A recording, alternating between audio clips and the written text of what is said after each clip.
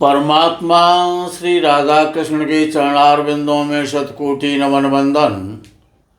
मित्रों को, जिज्ञासुओं को, धर्म प्रेमियों को, ज्योतिष विज्ञान प्रेमियों को हर हर महादेव, बम बम भोले, नमः शिवाय।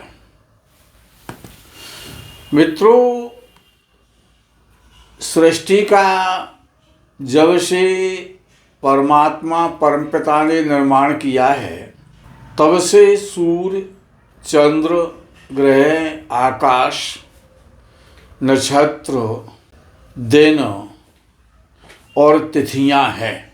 ऐसा नहीं है कि जैसे कि सन महीनों में जनवरी, फरवरी तारीख, ये तो बहुत बाद में आई हैं, इनका कोई बड़ा और लंबा इतिहास नहीं है। लेकिन जो पंच तत्व हैं, जिसके आधार पर अनादिकाल से पंचांग का निर्माण हुआ। पंचांग में भी पंच तत्व है, इसलिए उसका नाम पंचांग है, जिसमें 5 अंग हों: अग्नि, पृथ्वी, वायु, आकाश और जल। तो विचारणीय विषय ये है कि जितना नक्षत्र महत्वपूर्ण है, दिन महत्वपूर्ण है, करण और योग महत्वपूर्ण है, उतना ही तिथि का महत्व है। तिथि का महत्व कम नहीं है। तिथि प्रत्येक दिन, तिथि का मतलब क्या है कि प्रत्येक दिन अच्छे और बुरे समय का जो बोध कराती है। तिथियां अच्छी भी होती हैं, तिथियां खराब भी होती हैं। सदैव से और तिथि का महत्व है। जब भगवान श्री राम का जन्म हुआ तो वो नवमी तिथि थी, जिसको आज तक हम लोग मनाते हैं राम नवमी। इसी प्रकार से भगवान श्री कृष्णचंद्र का प्रादुर्भाव प्राकट्य हुआ तो वो अष्टमी तिथि थी, इसीलिए उसको जन्माष्टमी तिथि कहते हैं। अक्षय तृतीया है, दुर्गा नवमी है, गंगा दशहरा है तो वो दशमी को ही होता है। इसी प्रकार से तिथियों का बड़ा रोल है जीवन में, उसको बाईपास नहीं करना चाहिए हमें। कि जिस तिथि में व्यक्ति का जन्म होता है तो जन्म से लेकर मरने तक, किसी कार्य की शुरुआत से लेकर अंत तक कोई न कोई तिथि अवश्य होती है। तिथियों का अच्छा या बुरा होना तिथियों के स्वामियों पर, कृष्ण पक्ष पर और शुक्ल पक्ष पर और चंद्र के बल पर निर्भर करता है। जो तिथि कृष्ण पक्ष में खराब परिणाम देती है, वही तिथि शुक्ल पक्ष में अच्छा फल करती है।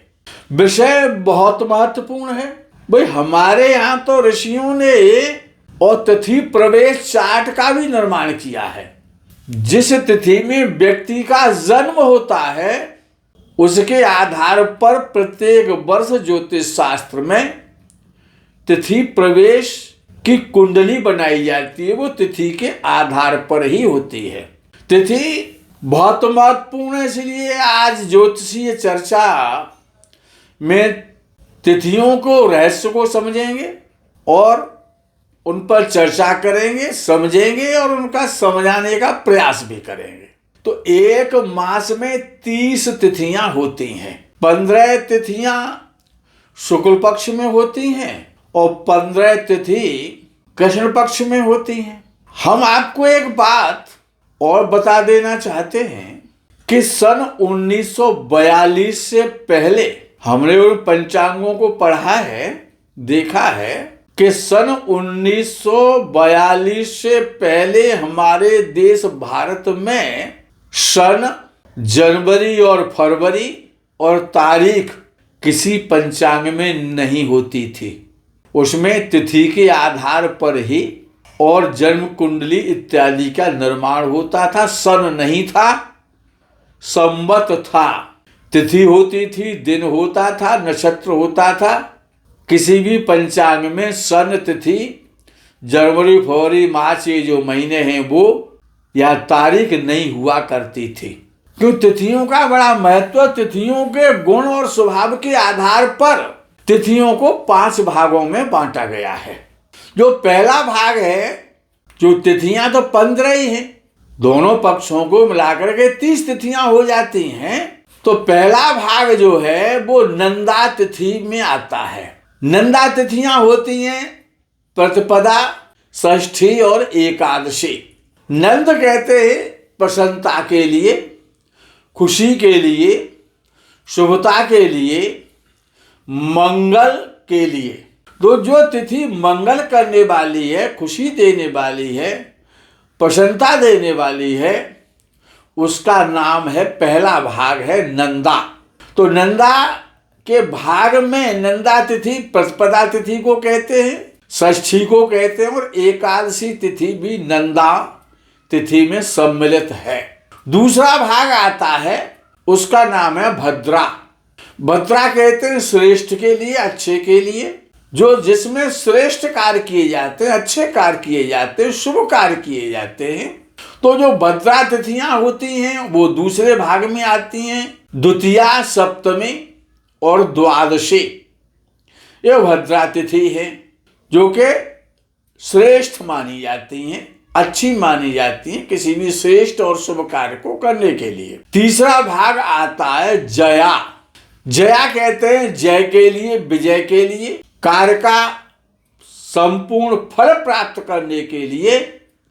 जिस तिथि में विजय मिलती है, जिसमें कार्य की सिद्धि होती है, वो जया नाम की तिथि है। वो भी 3 है, तृतीया, अष्टमी और त्रयोदशी। ये तीसरे भाग की तिथियां हैं। चौथा भाग आता है जो रिक्ता तिथियां होती हैं। रिक्त कहते हैं खाली के लिए, अभाव के लिए। तो जिनमें क्रूर कार्य किए जाते हैं, जिसमें तंत्र इत्यादि किया जाता है, जिसमें ऑपरेशन इत्यादि किए जाते हैं, जिसमें लड़ाई झगड़ा किया जाता है, मुकदमा दायर किया जाता है, वो तिथियां रिक्ता नाम से चौथे भाग में आती हैं। वो चतुर्थी, नवमी और चतुर्दशी ये तिथियां रिक्ता तिथियां कहलाती हैं। इनमें क्रूर कार्य करने चाहिए। 5वां भाग आता है पूर्णा, जो जिसमें पूर्ण शक्ति होती है, जो कार्य को पूरा करती है, जिसमें कार्य की पूर्णता होती है, वो तिथियां हैं पंचमी, दशमी और पूर्णिमा और अमावस्या। अमावस्या भी पूर्णा तिथि है। पूर्णिमा पूर्णा तिथि है, पंचमी और दशमी पूर्णा तिथि हैं। ये किसी भी कार्य इनमें प्रारंभ किया जाता है तो वो हमेशा पूर्ण होता है। अब इनके जो स्वामी होते हैं तिथियों के, उन स्वामियों का जो गुण है वो गुण इन तिथियों में उपस्थित रहता है। जैसे प्रतिपदा तिथि है, उसके जो देवता है वो अग्निदेव हैं, और द्वितीया तिथि के जो देवता है वो ब्रह्मा जी हैं। तृतीया तिथि के भगवती पार्वती, जगदम्बा, ललिता देवी, गौरी देवी है। जो देवी है गौरी देवी, पार्वती देवी जिनको कहा जाता है, वो तृतीया तिथि के देवता हैं। जैसे नक्षत्रों के देवता होते हैं, ऐसे ही तिथियों के भी देवता हैं। चतुर्थी तिथि के जो देवता हैं वो भगवान श्री गणेश हैं। पंचमी तिथि के देवता हैं वो नाग हैं, जो सर्प होते हैं, जो नाग देवता होते हैं, वो पंचमी तिथि के स्वामी हैं, देवता हैं। षष्ठी तिथि के जो देवता हैं वो भगवान कार्तिकेय हैं, जिनको कुमार कहा जाता है। वो भगवान शंकर के बड़े पुत्र हैं, भगवान कार्तिकेय। सप्तमी तिथि के भगवान सूर्य हैं, देवता, और अष्टमी तिथि के भगवान शिव हैं। नवमी तिथि की जो देवता हैं वो दुर्गा जी हैं। इसीलिए नौमी तिथि को, जो नौमी तिथि होती है, वो दुर्गा नवमी के नाम से प्रसिद्ध है, क्योंकि उसकी अधिष्ठात्री जो देवी है, जो देवता है, वो भगवती जगदम्बा है। और दसवीं तिथि के जो देवता हैं वो भगवान यम हैं, जो दंडाधिकारी हैं, जो बुरे कर्मों का फल देते हैं। एकादशी तिथि के जो स्वामी हैं वो विश्वदेवा हैं, जो पितर लोक में निवास करते हैं, उनका वो पितरों पर शासन करते हैं। द्वादशी तिथि के जो देवता हैं वो हरि हैं, भगवान नारायण, भगवान विष्णु, वो द्वादशी तिथि के देवता हैं। और त्रयोदशी तिथि के देवता हैं वो कामदेव हैं। इसीलिए कामना की जहां पर पूर्ति होती है, जो कामना को, इच्छा को पूर्ण करने वाली जो तिथि है वो त्रयोदशी है। इसीलिए जो कुमारी जो कन्याएं होती हैं वो त्रयोदशी तिथि का व्रत रखती हैं। और चतुर्दशी तिथि के जो देवता हैं वो भगवान शिव है। इसलिए फाल्गुन मास में और शिव चतुर्दशी मनाई जाती है, महाशिवरात्रि जिसको कहते हैं। और पूर्णिमा तिथि के जो देवता हैं वो चंद्रमा है, पूर्ण चंद्र। और अमावस्या तिथि के जो देवता हैं वो पितर हैं, जो पितरी लोक में निवास करते हैं, जिनके कारण कुंडली में पितरी दोष लगता है और पितृ ऋण भी होता है। वो अमावस्या तिथि के देवता हैं। अब विषय आता है कि जो 30 तिथियां हैं प्रतिपदा से लेकर के पूर्णिमा और अमावस्या तक, तो पहला भाग नंदा, भद्रा, जया, रिक्ता और पूर्णा, इनको इस प्रकार से 5 भागों में वितरित किया गया है। तो अब विषय आता है कि शुक्ल पक्ष और कृष्ण पक्ष, बस यही पर ये पक्ष के आधार पर और तिथि का फल बदल जाता है। उसकी शुभता अशुभता में बदल सकती है और अशुभता शुभता में परिणत हो सकती है। तो शुक्ल पक्ष को 3 भागों में बांटा गया तिथियों के आधार पर। तो शुक्ल पक्ष में प्रारंभ से प्रतिपदा, द्वितीया, तृतीया, चतुर्थी और पंचमी। शुक्ल पक्ष में जो प्रारंभ की जो 5 तिथि हैं, हमेशा याद रखो कि शुक्ल पक्ष तो है, लेकिन प्रतिपदा, द्वितीया, तृतीया, चतुर्थी और पंचमी जो शुक्ल पक्ष में जो प्रारंभ जो तिथि हैं, 5 तिथि, वो तिथि बहुत अधम मानी जाती हैं, नेष्ट मानी जाती हैं। इनमें कोई भी मुहूर्त इत्यादि नहीं करना चाहिए, कोई भी कार्य नहीं करना चाहिए। उसके बाद शुक्ल पक्ष में षष्ठी, सप्तमी, अष्टमी, नवमी और दशमी, ये मध्यम फल देने वाली तिथियां हैं। ये अधम और नेष्ट नहीं है, ये मध्यम फल देंगी। और शुक्ल पक्ष में एकादशी, द्वादशी, त्रयोदशी, चतुर्दशी और पूर्णिमा, ये उत्तम तिथि है। इनमें शुक्ल पक्ष में यदि आपको कोई कार्य करना है तो सबसे अच्छी तिथि एकादशी से द्वादशी, द्वादशी से त्रयोदशी, त्रयोदशी से चतुर्दशी और चतुर्दशी से पूर्णिमा सर्वोत्तम तिथि है क्रमशः। शुक्ल पक्ष में किसी भी शुभ कार्य को करने के लिए, कोई भी मुहूर्त करने के लिए, किसी विशेष कार्य का शुभारंभ करने के लिए ये तिथियां उत्तम है, श्रेष्ठ है। कृष्ण पक्ष में जैसे शुक्ल पक्ष में प्रारंभ की जो 5 तिथियां थी, प्रतिपदा, द्वितीया, तृतीया, चतुर्थी और पंचमी, ये अधम थी, नेष्ट फल देने वाले थी। अब इसी प्रकार से जब कृष्ण पक्ष प्रारंभ होता है तो उसमें प्रतिपदा, द्वितीया, तृतीया, चतुर्थी और पंचमी, ये उत्तम फल देने वाली हैं। कृष्ण पक्ष में सबसे उत्तम पक्ष जो है, उत्तम जो तिथि है, वो है प्रतिपदा, द्वितीया, तृतीया, चतुर्थी और पंचमी। ये 5 तिथियां कृष्ण पक्ष में जो प्रारंभ की हैं वो उत्तम फल देने वाले हैं। शुक्ल पक्ष की जो प्रारंभ की जो 5 तिथियां प्रतिपदा से पंचमी तक, वो अधम फल देने वाली हैं। कृष्ण पक्ष में दूसरा जो पार्ट है, षष्ठी, सप्तमी, अष्टमी, नवमी और दशमी, ये जो 5 तिथियां हैं ये मध्यम फल करेंगी।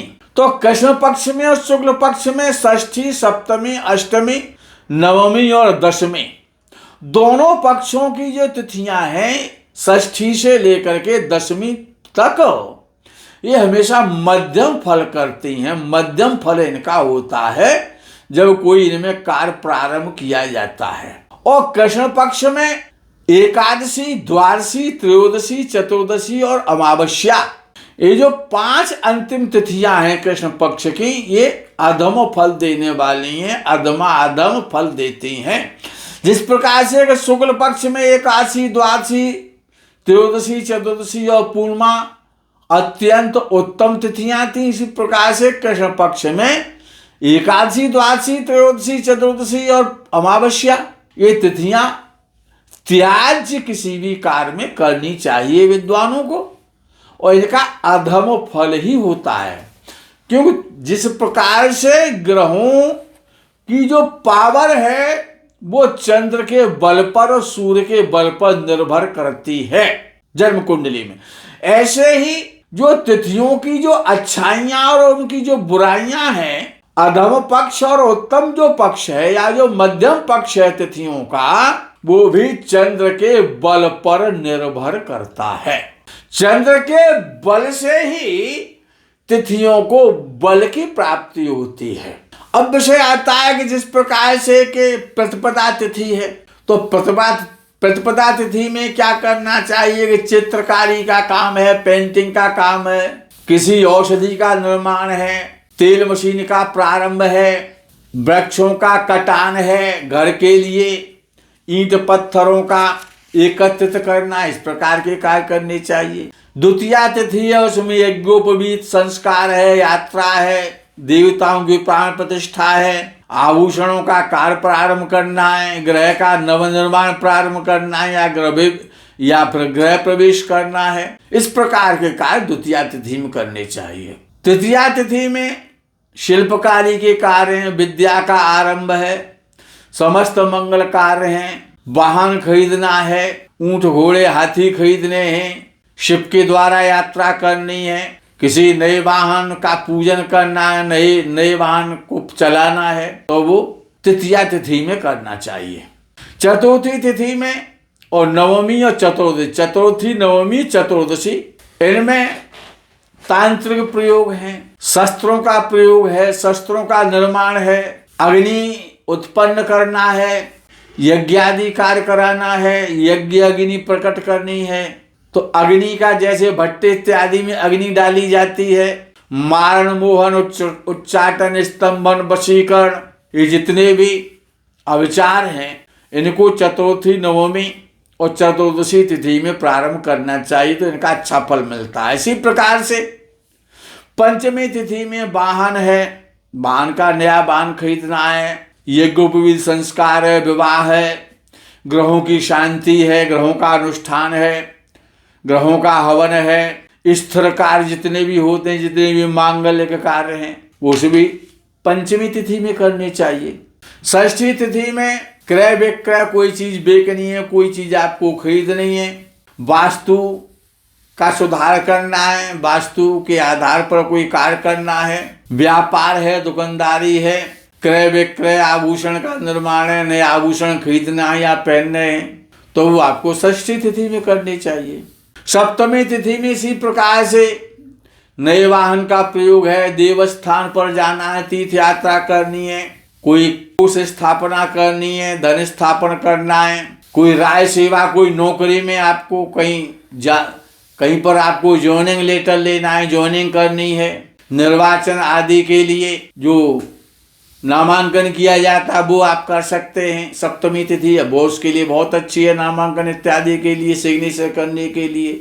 उसके बाद जो अष्टमी तिथि है, उसमें खेती से संबंधित कार्य हैं, व्यापार से संबंधित कार्य हैं, अनाज का खरीदना है, अनाज का भंडारण करना है, पत्थर का कार्य प्रारंभ करना है, लोहा खरीदना है, लोहे का मशीनरी का कार्य प्रारंभ करना है, वस्त्र भूषण आभूषण इत्यादि, भगवान शंकर की स्थापना करनी है, कोई कहीं पर खुदाई का काम प्रारंभ करना है, तो वो अष्टमी तिथि में करनी चाहिए। दसवीं तिथि में देवालय का निर्माण है, देवालय की स्थापना है, मकान की स्थापना है, यात्रा है, विवाह है, यज्ञोपवीत है, शांति कर्म है, इस प्रकार के कार्य करने चाहिए। एकादशी तिथि में व्रत करने चाहिए, जप पूजा करनी चाहिए, उपवास करना चाहिए, विवाह करना चाहिए, वस्त्राभूषणों का नव निर्माण करना चाहिए, शिल्प कर्म करना चाहिए, सिलाइए, कढ़ाइए, रंगाइए, बुनाइए, नृत्य नाटक आदि जो कर्म होते हैं उनको करना चाहिए, प्रारंभ करना चाहिए इनमें। जैसे द्वादशी तिथि है तो द्वादशी तिथि में जितने भी स्थिर कार्य हैं वो करने चाहिए, दान करना चाहिए, भगवान विष्णु की साधना करनी चाहिए। द्वादशी तिथि में वो विष्णु की, भगवान हरि की साधना करता है तो उसका लक्ष्य कोटि गुना फल होता है। त्रयोदशी तिथि है तो उसमें अग्नि स्थापन करना है, नया चूल्हा जलाना है, भट्टे में अग्नि इत्यादि डालनी है, प्रतिष्ठा करनी है, विवाह कर्म है, जितने भी मांगलिक कार्य हैं, नवीन स्थानों की यात्रा है वो त्रयोदशी तिथि में करनी चाहिए। चतुर्दशी तिथि में पशुओं को खरीदना है, कहीं पर कोई उग्रकर्म करना है, झगड़ा करना है, मुकदमा कहीं डालना है, कोई FIR करनी है, कोई घात कर्म करना है, कोई ऑपरेशन कराना है तो वो चतुर्दशी तिथि में करना चाहिए। शस्त्रों का खरीदना है, शस्त्र फैक्ट्री लगाना, शस्त्र की दुकान खोलना, ये चतुर्दशी तिथि में करनी चाहिए। पूर्णिमा तिथि में यज्ञोपवीत संस्कार है, मुख से संबंधित जितने भी जैसे टूथपेस्ट का निर्माण वगैरह जो फैक्ट्री वगैरह होती है उनसे संबंधित है, करनी चाहिए। अमावस्या तिथि में केवल पितृकर्म करना चाहिए, पितरों से संबंधित श्राद्ध करने चाहिए, पितृगायत्री का जप करना चाहिए, कोई भी मंगल कार्य नहीं करना चाहिए। अब विषय आता है कि तिथियां कितनी महत्वपूर्ण हैं, जिनको के युगों से, सतयुग से लेकर के और आज तक उन तिथियों का बड़ा महत्व है। तो सतयुग का जो आरंभ है, जब सतयुग जिस तिथि में प्रारंभ हुआ था तो कार्तिक शुक्ल पक्ष नवमी को सतयुग का प्रारंभ हुआ था। कार्तिक शुक्ला नवमी तिथि, जिसको हम लोग आंवला नवमी कहते हैं, वो आंवला नवमी सतयुग के प्रारंभ की तिथि है, इसीलिए उसका इतना बड़ा महत्व है। त्रेता युग का जो आरंभ हुआ था वो वैशाख शुक्ला तृतीया को त्रेता युग का आरंभ हुआ था, जिसको हम अक्षय तृतीया कहते हैं, अखतीज कहते हैं। कितनी महत्वपूर्ण है। उसमें भगवान श्री राम की, भगवान श्री विष्णु की साधना करनी चाहिए। आज भी अक्षय तृतीया का कितना महत्व है, क्योंकि ये युगादि तिथियां हैं। किस तिथि में कौन सा युग प्रारंभ हुआ। अब द्वापर की बात करते हैं तो माघ कृष्णा अमावस्या को द्वापर का प्रारंभ हुआ। माघ कृष्ण पक्ष अमावस्या के दिन, अमावस्या तिथि में और द्वापर युग का शुभारंभ हुआ था। वहां द्वापर युग प्रारंभ हुआ था, त्रेता युग खत्म हो गया था। कलयुग का जो आरंभ है वो भाद्रपद कृष्णा त्रयोदशी को हुआ है, यानी भाद्रपद का महीना कृष्ण पक्ष है और त्रयोदशी तिथि में कलयुग का आरंभ हुआ था। और जैसे कार्तिक शुक्ला द्वादशी, आश्विन शुक्ला नवमी, जिसमें आश्विन शुक्ला नवमी जिसमें दुर्गा नवमी होती है, कार्तिक शुक्ला द्वादशी, चैत्र कृष्णा, चैत्र शुक्ला तृतीया, भाद्रपद शुक्ला तृतीया, पौष शुक्ला एकादशी, आषाढ़ शुक्ला दशमी, माघ शुक्ला सप्तमी और अष्टमी, फाल्गुन शुक्ला पूर्णिमा जिसमें होली होती है, और आषाढ़ शुक्ला पूर्णिमा जिसमें गुरु पूर्णिमा होती है। कितनी महत्वपूर्ण तिथि है। कार्तिक शुक्ला पूर्णिमा, चैत्र शुक्ला पूर्णिमा जिसमें चैत्र शुक्ला पूर्णिमा में हनुमान जी का जन्म हुआ, परशुराम जी का जन्म अवतार हुआ।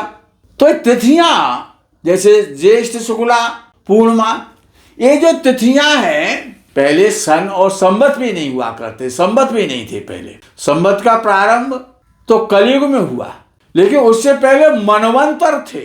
तो ये जितनी भी तिथियां हैं, इनमें जो हमारे यहाँ जो 14 मनवंतर होते हैं, जैसे 60 संवत्सर होते हैं, वैसे ही 14 पहले मनवंतर हुआ करते थे। मनमंत्र आज भी बोले जाते हैं, आज भी मनमंत्रों का प्रभाव है।